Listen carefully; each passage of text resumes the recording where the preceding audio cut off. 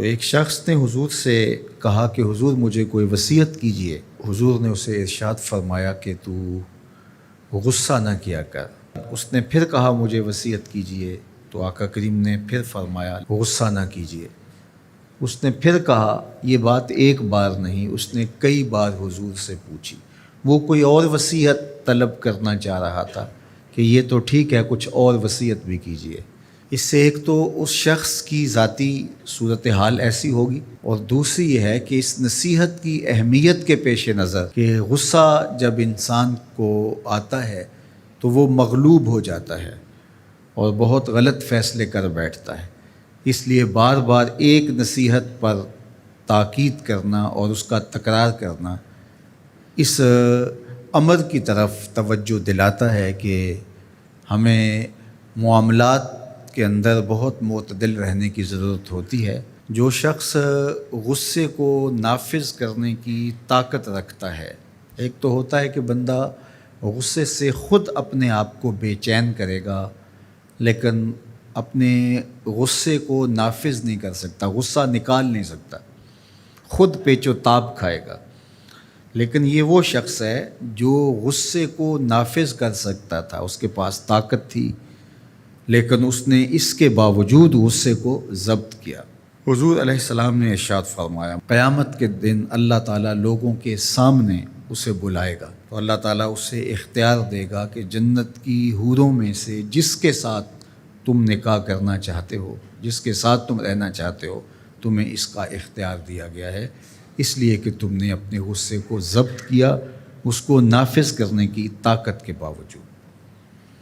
اور ایک روایت حضرت سلیمان بن سرد رضی اللہ تعالی عنہ سے مروی ہے، کہتے ہیں کنت جالسا مع النبی صلی اللہ علیہ وآلہ وسلم، میں حضور علیہ السلام کی مجلس میں بیٹھا ہوا تھا۔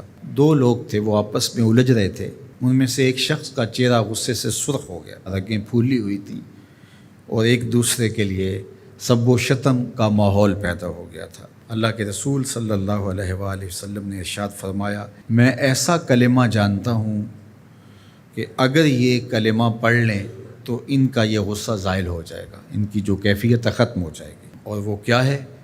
اعوذ باللہ من الشیطان الرجیم۔ یہ پڑھ لیں تو جو ان کے اندر ہے وہ چلا جائے گا۔ تو لوگوں نے اس شخص کو کہا جس کی رگیں پھولی ہوئی تھی اور غصے سے اس کا چہرہ سرخ ہوا جا رہا تھا کہ تعوذ پڑھو، اعوذ باللہ من الشیطان الرجیم پڑھو۔ اور یہ اللہ تعالیٰ نے قرآن مجید میں ارشاد فرمایا ہے کہ جب غصے سے انسان بے قابو ہو جائے تو اس کو چاہیے کہ وہ اپنے غصے سے باہر نکلنے کے لیے تعوذ پڑھے۔ ایک روایت میں ہے، اللہ کے محبوب نے ارشاد فرمایا، تم میں سے اگر کوئی شخص غصے میں آئے تو وہ خاموش ہو جائے، تو خاموشی سے غصے کا لیول نیچے آنا شروع ہو جائے گا۔ اور ایک روایت میں ارشاد فرمایا، جب تم میں سے کوئی شخص غصے میں ہو تو وہ کھڑا ہوا ہو تو وہ بیٹھ جائے، اور اگر اس کا غصہ اس سے زائل ہو گیا تو ٹھیک، ورنہ لیٹ جائے۔ یعنی اگر وہ کھڑا ہو تو بیٹھ جائے، اور اگر بیٹھنے کے باوجود بھی غصہ ختم نہیں ہونے پا رہا تو لیٹ جائے، خاموش ہو جائے، تعوذ پڑھے اور بیٹھ جائے یا پھر لیٹ جائے۔ تو یہ چار صورتیں غصے کو کم کر دیتے ہیں۔ تو غصے کو نافذ کرنے کی بجائے کوشش کرنی چاہیے کہ غصہ جو ہے وہ فروغ ہو جائے، چونکہ غصے میں انسان ایسے امور کر لیتا ہے کہ بعد میں اس کو سخت پچھتاوا ہوتا ہے۔